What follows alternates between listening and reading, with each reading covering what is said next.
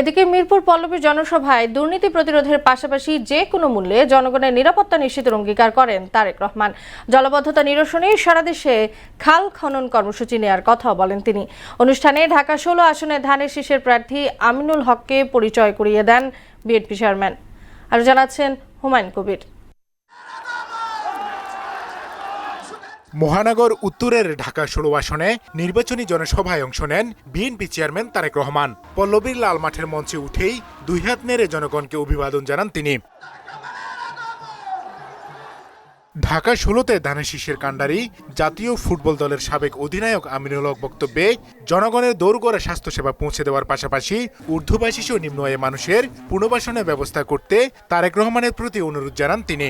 আমার এই এলাকায় নিম্ন এবং মধ্যম আয়ের এবং উর্দুভাষীদের বৃহৎ একটি জনগোষ্ঠী বসবাস করে। তারা স্বাধীনতার আজকে প্রায় ৫৫ বছর পার হয়ে গেছে, এখন পর্যন্ত তারা কোনো স্থায়ীভাবে বসবাস করতে পারছে না। আমরা যদি সরকার গঠন করতে পারি, আমি আপনার কাছে নিবেদন করছি আমার এই এলাকায় একটি সরকারি হাসপাতাল এবং একটি সরকারি মেডিকেল কলেজ তৈরি করে দিবেন ইনশাআল্লাহ। সভামঞ্চে আমিনুল হককে পরিচয় করিয়ে দিয়ে ধানের শীষে ভোট দেওয়ার আহ্বান জানান বিএনপি চেয়ারম্যান।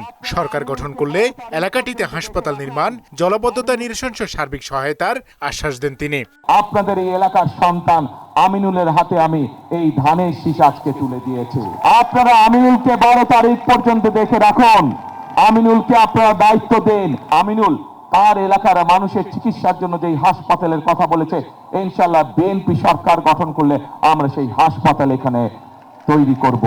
বিতাড়িত সরকার মেগা উন্নয়নের নামে $16 বিলিয়ন পাচার করেছে উল্লেখ করে দেশ পুনর্গঠনের নিজের পরিকল্পনার কথা তুলে ধরেন তারেক রহমান।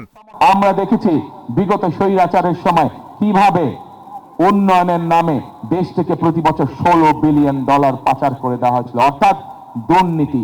আমরা যত পরিকল্পনায় গ্রহণ করি না কেন, যদি আমরা দুর্নীতির লাগাম টেনে ধরতে না পারি, তাহলে জনগণের ভাগ্য পরিবর্তন করা অত্যন্ত দুরূহ ব্যাপার হয়ে যাবে। যত পরিকল্পনা আমরা করেছি সেগুলোকে বাস্তবায়নের জন্য, সেগুলোর সুফল যাতে জনগণের ঘরে পৌঁছতে পারে, তার জন্য আমরা দুর্নীতি এবং আইন শৃঙ্খলা রক্ষা যে কোনো মূল্যে জনগণের জন্য, এই দেশের জন্য আমরা নিশ্চিত করব।